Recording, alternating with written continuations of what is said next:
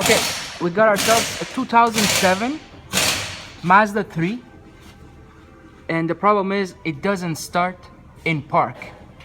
So this is just a temporarily fix. The problem is the shifter cable for the transmission that shifts to here doesn't read that the car is in park.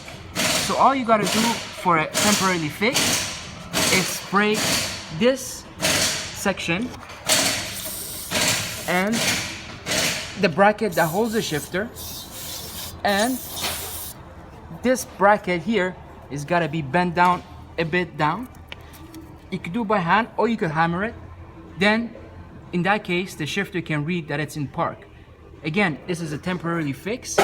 To be properly done, you need to change this bracket, and it'll be good, because this bracket with time it gets rusted and it moves and it goes towards up, and the car doesn't read the fact that it's in park anymore. So all you gotta do is just lubricate that, put it down a bit, or just change the bracket. But this is just a temporary fix to get your car to start in park position.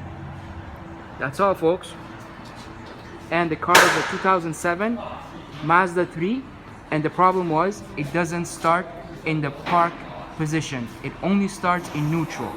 And to fix the problem is what we said. Thank you.